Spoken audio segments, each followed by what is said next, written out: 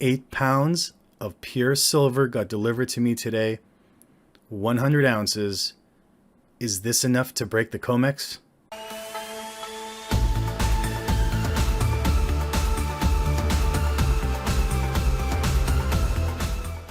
Hello YouTube, this is Persian Stacker. Thanks for joining me. This is a channel where we talk about preserving our wealth in physical gold and silver, and what a time for that it is. Latest news, of course, on Tuesday, February 25th, the Feds announced the yield on bonds on their 10 and 30-year treasuries, and it's massive increase. It's increased the most since about a year, and clearly this is indicative of inflation. There's not many ways that a bond yield increases. One is because they think there's going to be a large increase in production in the country and a decrease in unemployment. However, we don't see that at all. There's quite a large amount of unemployment, sometimes at times even an increase, as we're seeing here in the last year. So clearly the signs point to inflation. Now, inflation happens, as it happens, the bond yield rises to compensate for the falling value of the dollar.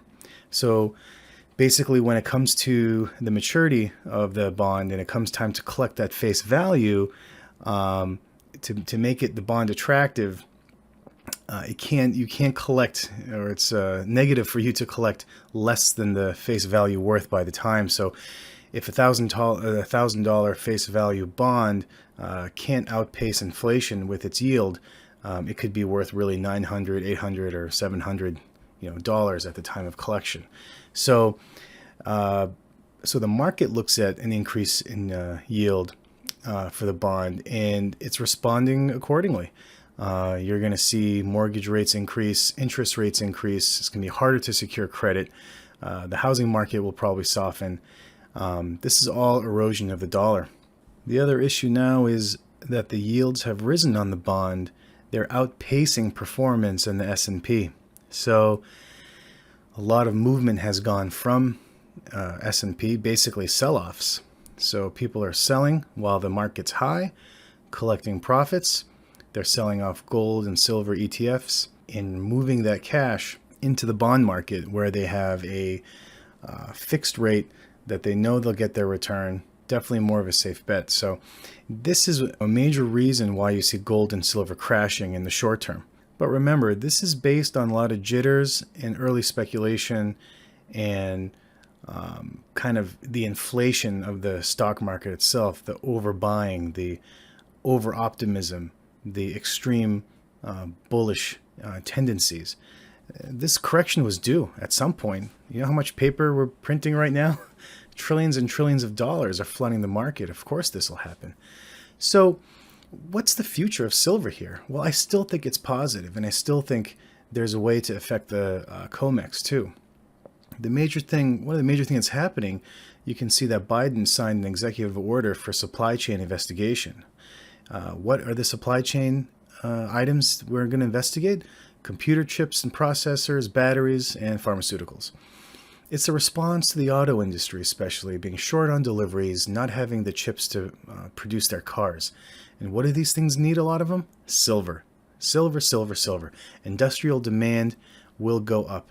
It is going up, and you'll see it in the other videos I talked about in terms of solar panel productions and electric vehicles as well. So as silver demand goes up, if we start possessing our physical silver, you'll start to see the value go up. And it will go up because at some point, the banks like JP Morgan, HSBC, Goldman Sachs, they're doing obvious naked shorts. It's pretty obvious now to this point that they're leveraging with paper product with physical that they don't have. And they have to go back and take it from JP's vaults. None of it's really that legal. It's kind of borderline, but they find the loopholes. The bottom line is, at some point, if we start possessing our silver, guys, our physical stacks, the industry starts possessing and needing physical silver, these guys at some point won't have JP Morgan's vaults to go into. Now imagine if these guys have to dip into the spot market for their silver.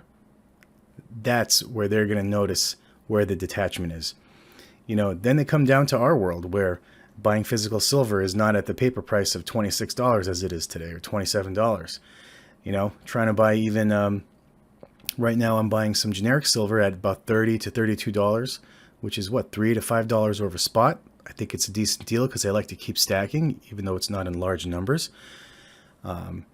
But once they get into the spot market, once their vaults are empty, gosh, guys, silver is going to shoot up to where it should be. Now, am I jumping on board with these Reddit, Twitter, YouTube, and Facebook pumpers promising $1,000 silver and making $1 million tomorrow? Absolutely not. I still consider silver and gold to be a very good savings account, keeping the value of my wealth, taking it away from the filthy clutches of these greedy central banks. I'd rather put my cash there than give them, the banks, that money to use as leverage. And of course, protecting it from irresponsible government fiscal policy. Don't get me wrong, I love my country. I love my family, my friends, and this is actually why I do it, to be better prepared if times are tough, to be a bedrock of the community. The more of us that are prepared, the more we can lift each other up and protect our cause and our people.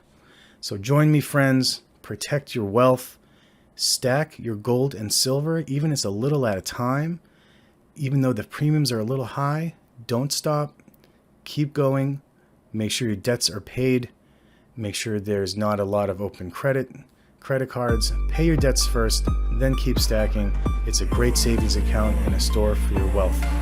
Have a wonderful weekend, my friends. Keep on stacking.